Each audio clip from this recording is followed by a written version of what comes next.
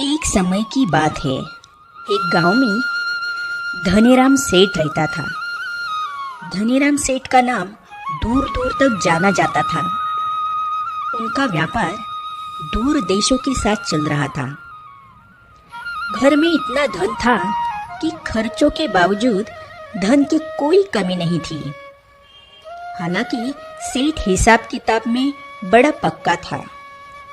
वो समझ गया कि यदि घर की रानी कुशल न हो तो बहुत सा धन भी नष्ट हो जाएगा। सेठ के 4 बेटे थे, 4 बहुएं थी। बेटों ने शादी के बाद पिता का कारोबार संभाल लिया। सेठ उनकी बुद्धि और समझदारी से संतुष्ट था, लेकिन सेठ यह जानना चाहता था कि बहुएं चतुर और घर संभालने वाली है या नहीं। सेठ ने उन्हें परखने के लिए एक युक्ति सोची। एक दिन सेठ ने चारों बहुओं को बुलाया और कहा, बेटा, आज मैं तुम सबको धान के ये 5-5 दाने देता हूँ। किसी दिन मैं तुमसे वो अनाज वापस मांग लूंगा, इसीलिए इस अनाज को बचा कर रखो और सुरक्षित रखो। यह कहकर उसने बहुओं को 5-5 अनाज के दाने दिए और चला गया। बहुओं ने अनाज लिया और हंसते हुए चली गई। बड़ी बहू थोड़ी उद्दंड और छिछले स्वभाव की थी। उसके मन में आया, ससुर जी भी कितने छोटे दिल के हैं, धान के सिर्फ 5 ही दाने दिए। यह सोचकर उसने बीज खिड़की से बाहर फेंक दिए और निश्चिंत होकर सो गई।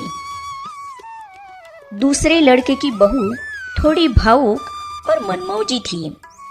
उसके मन में आया, ससुर जी ने भले ही 5 दाने दिए, ये तो प्रसाद है, इसे मामूली चीज समझकर फेंकना नहीं चाहिए। जब वो इसे मांगने वापस आएंगे तब देख लेंगे। भंडारे से दूसरे दाने निकाल कर देने में कितना समय लगेगा। यह सोचकर दूसरी बहू ने दाने के छिलके निकालकर उसी दानों को खा लिया। उसे भी ससुर की बात का मतलब समझ नहीं आया। तीसरे लड़के की बहू थोड़ी गुस्सैल थी।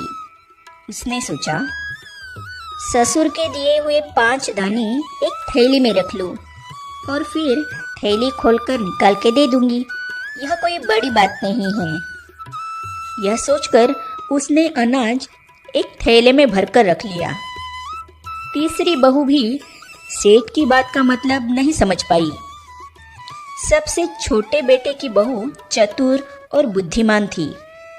उसके मन में आया, ससुर जी की बातों में जरूर कोई गहरा अर्थ होगा।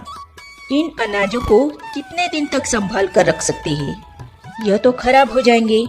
इससे अच्छा है कि इन अनाजों को खेतों में पिरो देते हैं।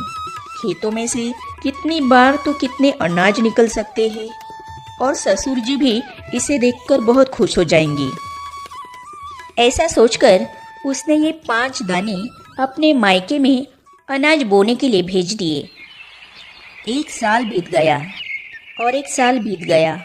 फसल पक रही थी और छोटी बहू उसे बार बार काट रही थी।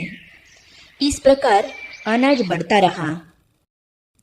तीनों बड़ी बहुएं तो इस अनाज के बारे में भी भूल गई, लेकिन चौथी बहू को ये बात हमेशा याद रही।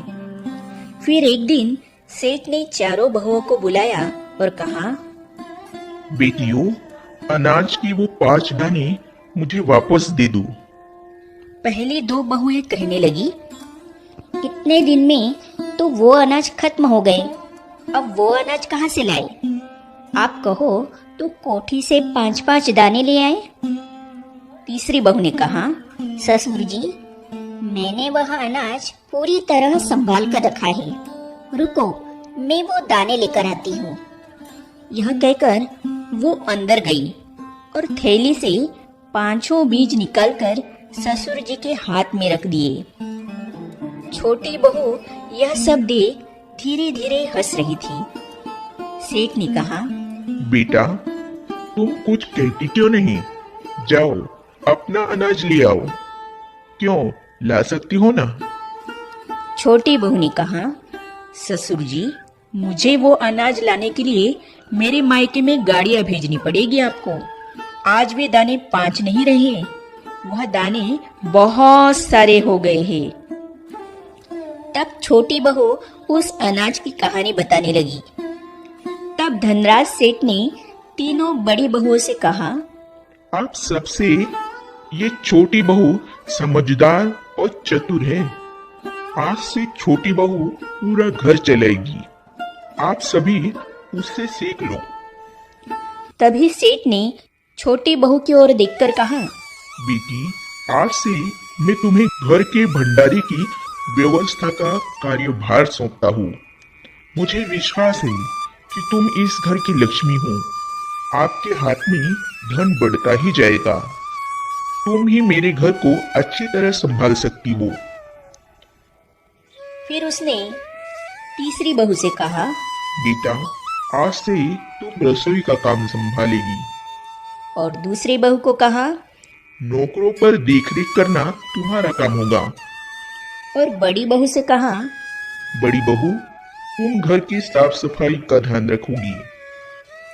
तब सेठ ने सभी बहुओं से कहा, तुम सभी घर का काम अपनी अपनी समझ और स्वभाव के अनुसार बांट लोगी।